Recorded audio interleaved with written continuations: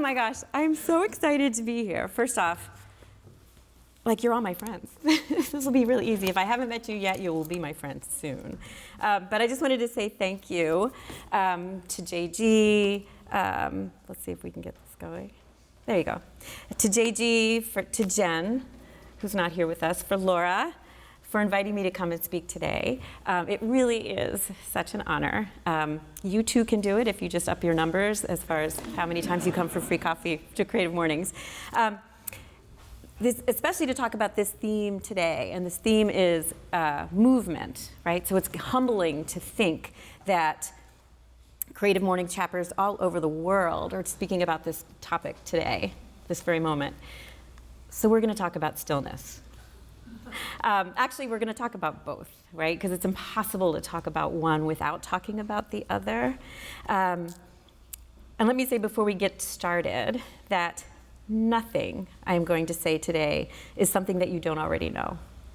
We all share this innate wisdom about balance and moving between nurturing both movement and stillness.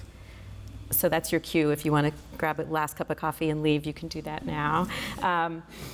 So just a little bit about me. Aside from the fact that I'm a CM super fan, I was born and raised just outside of Philly. I am now a proud resident of. The oldest and only girl in a family of 4. I have 3 amazing brothers, but just knowing that status of me might be enough to tell you all you need to know about my personality and my shortcomings. I went to undergrad at University of Delaware, studied visual communications there. Hat tip to Dad, who told me that I couldn't be a painting major. Stark, you want to say anything about UDel while we're here? No, okay. Yeah, just a little applause there. There you go. I've worked in a few advertising agency and design firms, both here in Philly and in Boston. In Boston, I worked with the incredibly talented Cheryl Heller, who taught me so much, not only about the craft of graphic design, but also about the importance of mentorship, especially to young up-and-coming designers. That's a talk for another day, so where's JG? The next time the theme is mentorship, you can tap me again. But anyway, but now at my own firm, I tend to work for clients that I love, in industries that I love. So a lot of children's services, a lot of the arts, a lot of education-based clients, a lot of nonprofits, which my husband Stephen might tell you sometimes qualifies my humble design firm to be a nonprofit as well. I'm also a certified yoga teacher.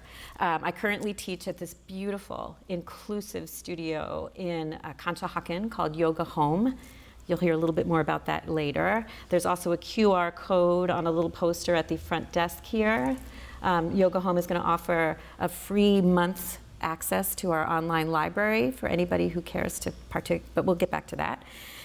And for almost 35 years, I've been a volunteer camp counselor at the Hole in the Wall Gang. Don't start crying, Steve, you're gonna get me going. At the Hole in the Wall Gang Camp, which is a summer camp for seriously ill children in the backwoods of Connecticut. It now has programs that extend up and down the East Coast, outreach programs. Here's a photograph of my husband, Stephen, and I at Camp Week at CHOP, where this creative team turns the whole hospital into Hole in the Wall Gang Camp for a whole week. So as you can see, Steve is wearing a green tutu over his pants. So somehow I'm going to attempt to weave all of these experiences together into this talk for this morning. So creativity and movement, right? We know that movement is an essential part of creativity, from brainstorming, word mapping, sketching, experimenting. All of that movement and forward momentum is what we associate with being creative, right? This busyness of process. We also know that there's a direct link between physical movement and creativity in our bodies, right? So many articles have been written about this, among them an article from the New York Times that says if you often exercise, there's a good chance that you also tend to be more creative. This study, it cites a study authored by Christian Rominger, who's a professor of psychology at the University of Graz, who Steve says is in Austria. Is that right? Okay, we think. Okay. Whose findings point to a direct association between creativity and physical activity. Even more specifically, we found that creativity is linked to using our hands. Again, research shows that touch, kneading bread, gardening, knitting, and yes, sketching with a pencil to paper, where are my teachers in the room who are trying to get students to do that, right, really fosters creative thinking. This is even true of gesturing. Good news for me and for any other Italians in the room, right? But an article published in the Association for Psychological Science found that children naturally gesture when they're talking about coming up with ideas, right? And the more these children were encouraged to gesture, the more ideas they came up with. Penny is now demonstrating, working with her hands right here on her beautiful pad. Thank you, Penny. Plus, moving just feels good, right? We know that our bodies are not meant for sitting hours at a time. So in 3 hours when this talk is over, you'll understand how that feels. But that's why, it's literally why there's, again, so many articles have been written about this, and it's why so many of us are embracing standing desks or walking meetings.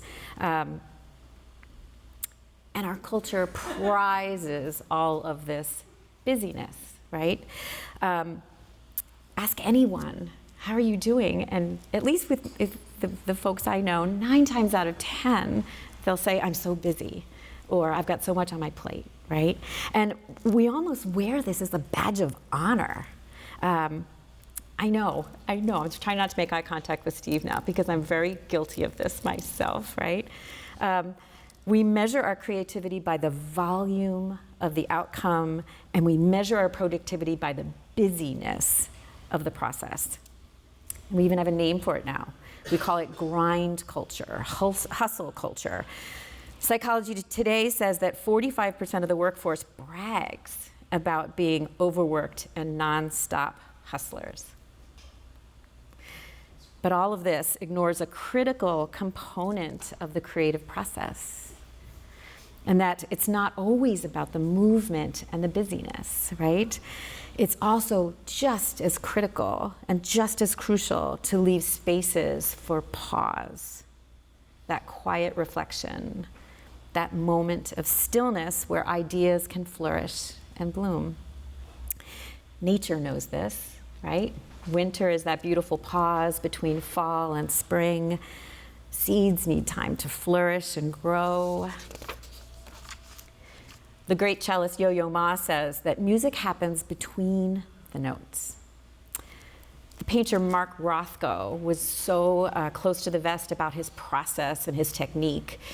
We really don't know much about how he painted, but what we do know is that he said he used to sit for sometimes days at a time in front of a blank canvas just contemplating it before he ever put paint on a paintbrush and paint to canvas. So, and we know this too, we mortals know this too, right? How often are we plugging away at a problem when we only find that solution when we step away from it, or when we go for that walk, or when we're in the shower, right? So the point is, when we hit the pause button, that's when our creativity can really marinate, and sometimes the answer comes. So here's the question. In this busy, moving, outcome-based grind culture, can we place as much value on these quiet spaces where ideas can nurture and flourish as we do on the busy places? So I've recently been introduced to the work of Tricia Hersey. Does anybody else know of her or follow her? She is leading a movement called Rest is Resistance. There's another word, so again, weaving in movement, JD, did you see that? Movement, right? She's been pushing back hard on this grind culture that places so much emphasis on importance in doing. She says, along with stealing your imagination and time, grind culture has stolen the ability for pleasure, hobbies, leisure, and experimentation. We are caught up in a never-ending cycle of going and doing. And she says, You were not just born to center your entire existence on work and labor. You were born to heal, to grow, to be of service to yourself and community, to practice, to experiment, to create, to have space, to dream, and to connect. To take it even further, she says that what we need is rest. Even just the way if you listen to her on her podcast, even just the way she says that word rest can lower your blood pressure a couple of points, right? She argues that the most rested person in the room is often the strongest and most powerful person in the room. So we could also argue that the most rested person in the room is also the most creative, right? She says that rest is a basic human right, not a luxury. Treating each other and ourselves with care isn't a luxury, it's a right. And then she challenges us and she asks us to imagine what we could be and how we all could be more resilient, more creative, more resistant to, and able to disrupt this grind culture, if only we were rested. If only we could be still. So here's the question of the morning. Can we find a way in our creative process, in our lives, to place as much value on the pause as on the movement? Can we find that balance? This is where I'm going to weave Hole in the Wall Gang Camp into the talk. So the Hole in the Wall Gang Camp, again, this summer camp for seriously ill children nestled in the woods in Ashford, Connecticut, I think is a place that truly fosters this balance. It nurtures and exemplifies this in all of its noise and messiness and in all of its quiet moments. Paul Newman, some of you may know him as a movie star and actor. Penelope might know him as the voice of Doc Hudson in the movie Cars.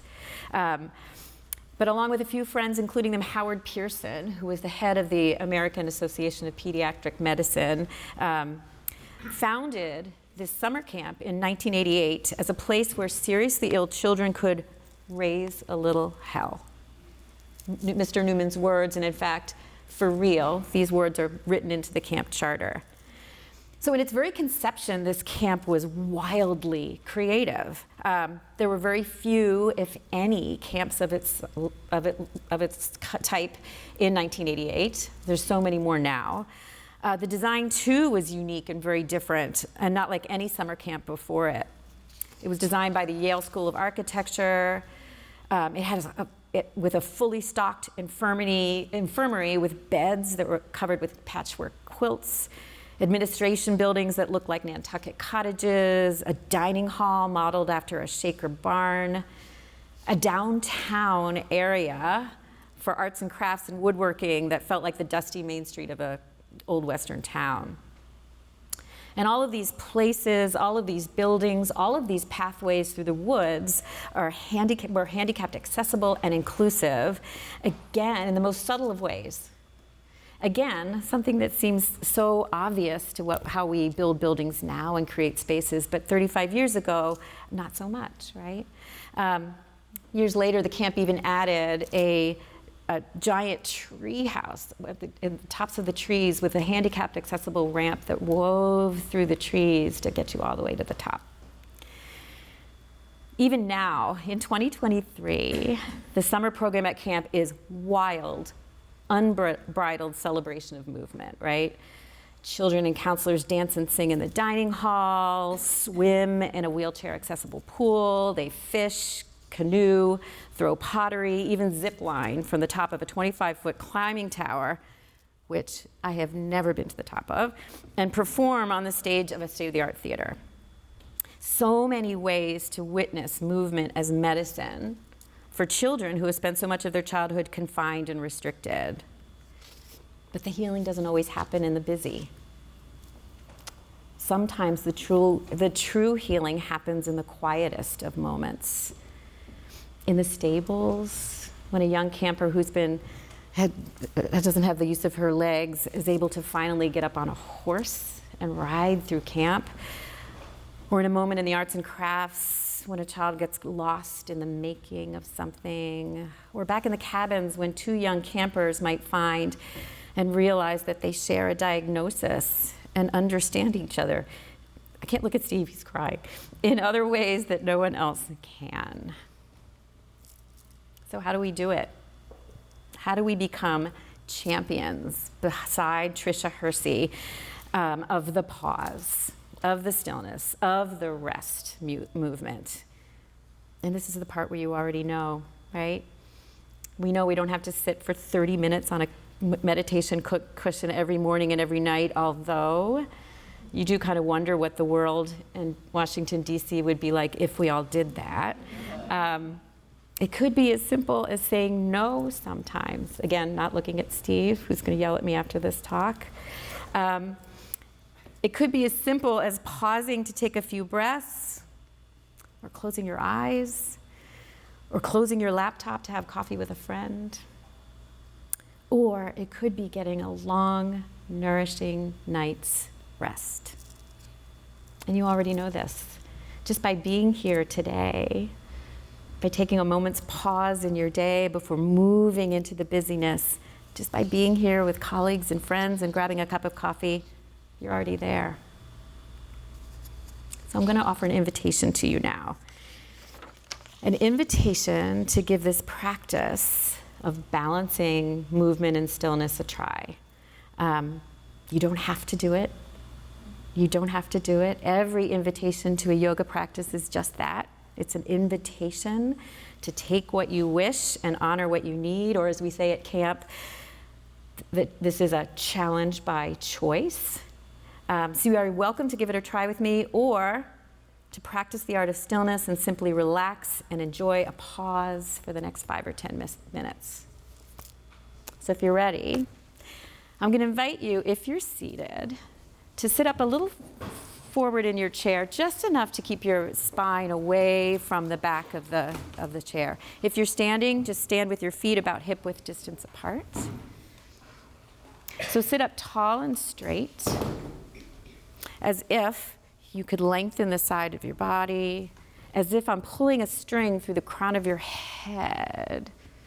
You all just got ½ an inch taller. And then an invitation here to bring your gaze. Eric's looking at me, I can see. You're giving me a dirty look. He doesn't want to do this. Okay. I know, he's not. All right, 5 minutes, that's all it's going to be. Eric's giving me a deadline. Once you've found this seat, the invitation is to turn your gaze inward. So for some of us, that might be actually closing your eyes. If that doesn't feel comfortable, you can just look down at the earth in front of you, or maybe at the tip of your nose. If you're standing, you might want to look just in front of you. And then just start to notice your breath. No effort, no work. Just noticing your inhales, noticing your exhales. And start to trace that breath as you inhale, maybe from your seat or all the way from your feet, all the way up through the crown of your head. Pause for a moment, and then as you exhale, just trace that breath all the way back down. So as you inhale, trace that breath up. As you exhale, trace that breath back down. So then find this rhythm that feels good for you. And maybe this morning paying a little more attention to that pause, to that space in between. If your hands are in your lap, you may want to bring your hands on top of either thigh, maybe palms down. If you're standing, you can just bring your arms by your side. And together, take a big breath in. And as you exhale, sigh it out.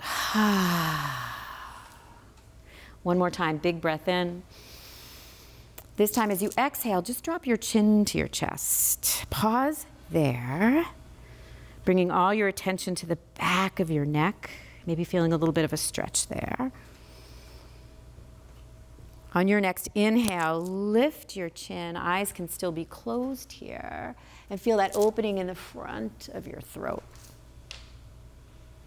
Maybe even open your jaw and maybe wiggle it around left to right. Beautiful. Take another big breath in. And then this time as you exhale, bring chin to chest. On your next inhale, bring your left ear to your left shoulder. Pause there. Again, feel that opening in the right side of your neck.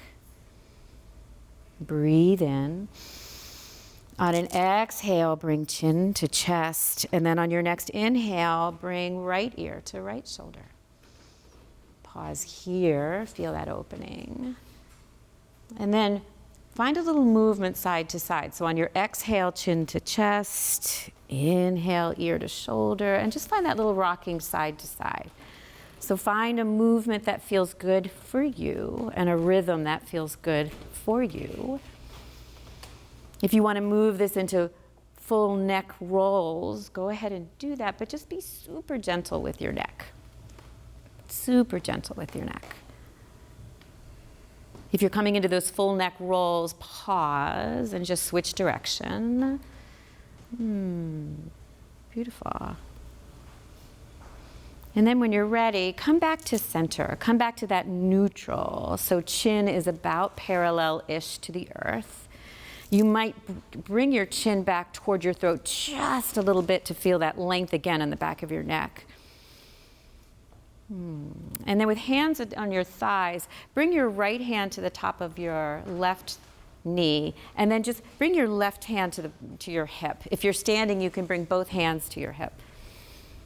And then just start to slowly look over your left shoulder. Your eyes can start to open here, and we're just going to hold this twist. So again, on your inhale, you're filling up. On your exhale, can you find a little bit of pause and softness to find a little more opening in this twist? One more big breath in. Stay for the exhale. On your next inhale, can you lift your left arm high, cross it over your body, and bring it to the opposite knee? Beautiful. On an inhale, you're going to pull your heart forward, lift your gaze just like we did. As you exhale, round, belly button to spine, chin to chest.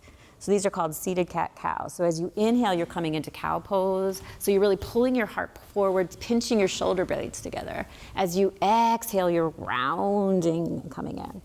Do that one more time. Inhale. And exhale. Beautiful. Find that neutral spine. Keep your left hand right where it is. Bring your right hand to the opposite hip. Start to turn your gaze over your right shoulder. You're facing now the windows.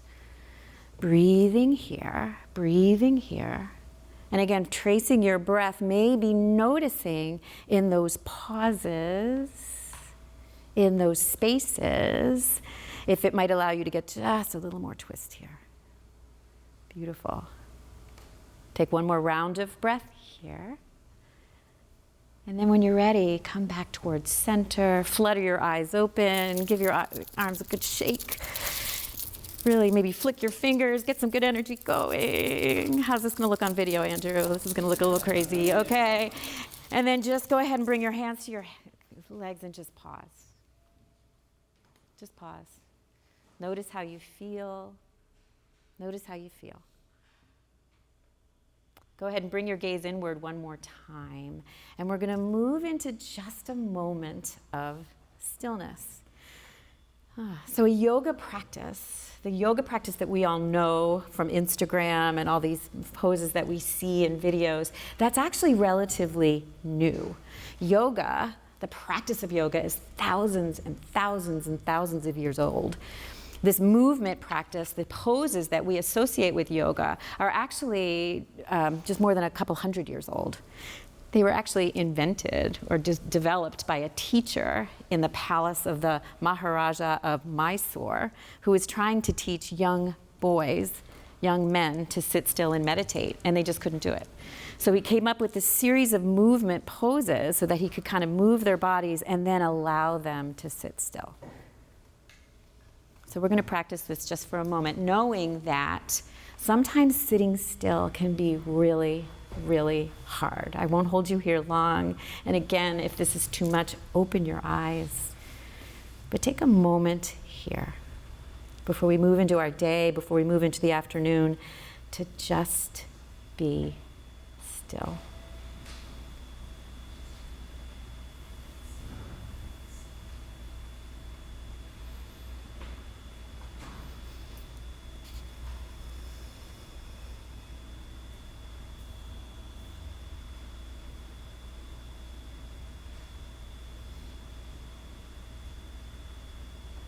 Go ahead and flutter your eyes open.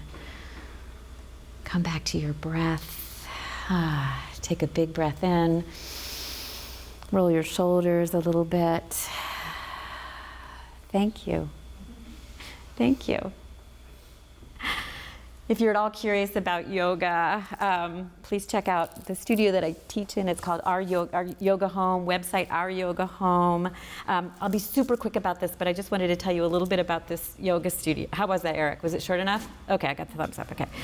I'll be super quick about this, I promise. But the studio was founded by a woman by the name of Carrie Hanlon in honor of her son, Sean, who had cerebral palsy and loved yoga.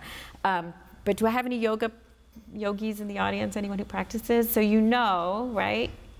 So you know that Alan raised, who's now doing it in the basement? Ryan, raise your hand. Okay, now doing it in the basement. Yeah. So you know that it's difficult to find a yoga studio that is accessible to those with differing abilities, let alone a yoga practice that's accessible.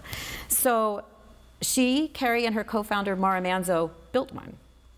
They opened a studio that was accessibly compliant, and they offered and still offer classes in all styles of movement, from power yoga to vinyasa, but also offer classes in restorative and yin practices, styles that honor stillness. They're offering, she's generously given us the new iteration of the studio is actually in Conshohocken, so if any of you are traveling out that way or live out that way, come practice with me or any one of our amazing teachers. We also live stream about half of the classes we teach. And with this QR code, Carrie has offered to Creative Mornings to join us for a free month's pass to our on-demand library. It's a ride, you might want to give it a try. See, right? You'll meet my cat Charlie in some of the videos when we were recording at home. The QR code is also on the flyer on the front desk. Here's how to stay in touch with me. And thank you again for inviting me into your morning. Thank you. Thank you all.